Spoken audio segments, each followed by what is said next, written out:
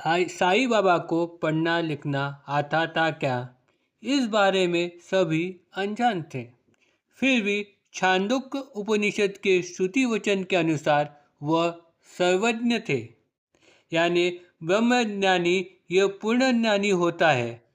इसी वजह से उन्होंने अपने एक भक्त चांदोरकर को गीता का अर्थपूर्ण तत्वज्ञान बड़ी ही मार्मिकता से समझाया था। इतना ही नहीं, उनके एक मुस्लिम भक्त अब्दुल बाबा को कुरान संबंधित मार्गदर्शन वो अक्सर किया करते थे।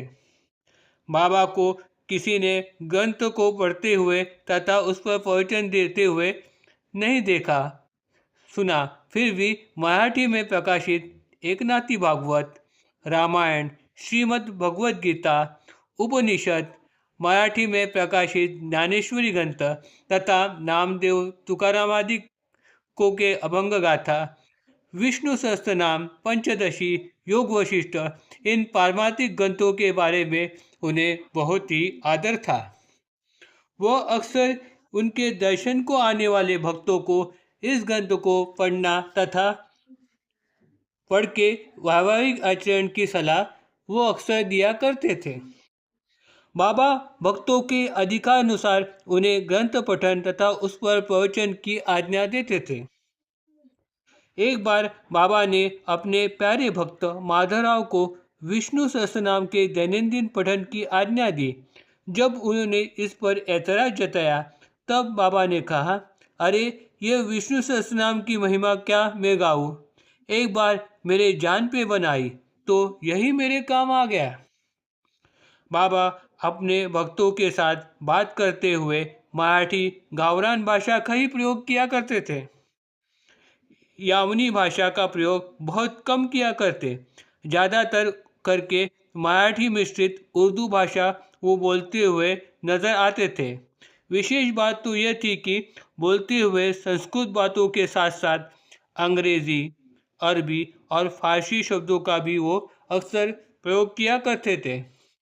कभी एक बार काशीबाई कानिटकर उनके जमाई से अंग्रेज़ी में, मुंबई नज़दीक ठाणा के रहने वाले सिद्धाबाई से मालवनी में और बाबा के एक भक्त सगुर मेरू से कानड़ी में बात करके सबको उन्होंने चौंका दिया।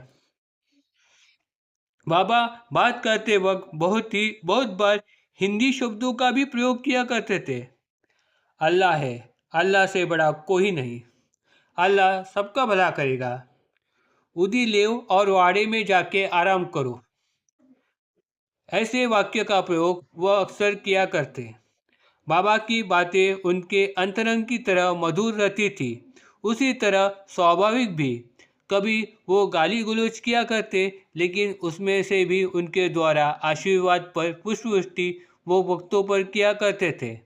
बाबा सभी स्त्रियों को आए यानी माँ कर पुकारते थे, तो पुरुषों को काका, मामा, भाऊ कह के पुकारते थे। कभी वह भक्तों को दोहरी नाम से पुकारते थे।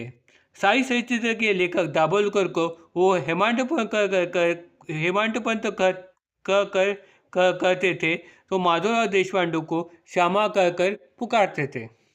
बाबा की बातों में लई मस्त रे यानी बहुत ही ज़्यादा ऐसे शब्द भक्तों ने सुने हैं। उदाहरण पर तुम मुझे लई तराश देते हो रे, देखना शिरडी में मस्त चीटीवानी लोग आएंगे एक दिन, मैं तेरे पास ही है रे, मेरे को चावड़ी में भी नहीं बैठने देते और यहाँ मस्जिद में भी बैठने नहीं देते। इस तरह की शिकायती भरी बातें वो अक्सर भक्तों से किया करते थे। बच्चे के बारे में बात करते समय वह बाल बच्चे, पोर सोर, लेकर बाय इन शब्दों का प्रयोग किया करते थे। अरे कौन कौन आया है रे, बाल बच्चे साथ में लाए हैं ना, इस तरह की पूछताछ वह दर्शनार्थियों से करते थे। बाबा बातों पे वजन डाल के यानी वही शब्दों को दोबारा कह के भी कहने की उनकी आदत थी। जा भाऊ, खाना खाने के लिए जा, जा वाड़े में जाकर बैठना जा, या फिर अरे जा सुबह शाम ईश्वर का नाम लेते जा, जा। अरे ये भाई ने तो मेरा दिया मेरे ही मुंह पर मार दिया, अब इसे क्या कहे। अरे मेरी नज़र तो सब पे है रे। आ भाई आ, तेरी ही राह देख रहा था आ। बाबा की बातें काफी वक्त गूढ़ और संदिग्ध भी रहती थी। तेरे पाँव दुख रहे हैं यह कहने के बजाय वो मेरे पाँव दुख रहे हैं, यानी दूसरों की आफतें वो खुद पे ओढ़ लेते थे। इस वजह से बाबा कुछ असंबद्ध बात कर रहे हैं ऐसा सामने वाले को लगता था, लेकिन जिसके बारे में वो बातें होती थी उस पर वो रामबाण औषधि की तरह काम कर लेती थी। इस अजीब गरीब तरीकों से बाबा भक्तों के दुख हर लेते थे। बाबा के मुख से निकली हुई वाणी यानी ब्रह्मलिखित होती थी। उसकी प्रचिति भक्तों को तुरंत या फिर देर से आए बिगड़ नहीं रहती थी। फिर भी उनकी बातें बहुत कम यानी गिनी चुनी रहती थी। जब मस्जिद में सुबह शाम उनका दरबार बैठता था तब उनके मुख से निकली हुई हर एक बात वहाँ बैठी किसी न किसी व्यक्ति के संदर्भ में ही रहती थी।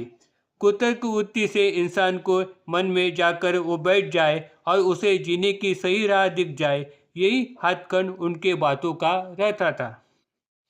बाबा काफ़ी बार सांकेतिक भाषा में बात करते थे, इसलिए वो बातें भक्तों को संदर्भ रहित लगती थी और उस बात का उन्हें सही ढंग से आकलन भी नहीं हो पाता था। इस संदर्भ में कही गई उनकी ये बात से यह मुद्दा स्पष्ट हो जाएगा। बाबा ने कहा, पीढ़ी दर पीढ़ी का ये दुख है, ये आज की बात थोड़ी ही है। मुझ पर काफ़ी बोझा है, मेरी तो जान पर बन आई है। तेली ने इमारत खड़ी की, वो गिर गई। वली ने देखा, जमीन देखी, मिट्टी लगाई, उस पर इमारत खड़ी की। 4 लोग मर गए, फिर भी वो इमारत खड़ी थी। भला होगा, सबका भला होगा, डरने की क्या बात। Om Sai Ram. Please like and subscribe my channel.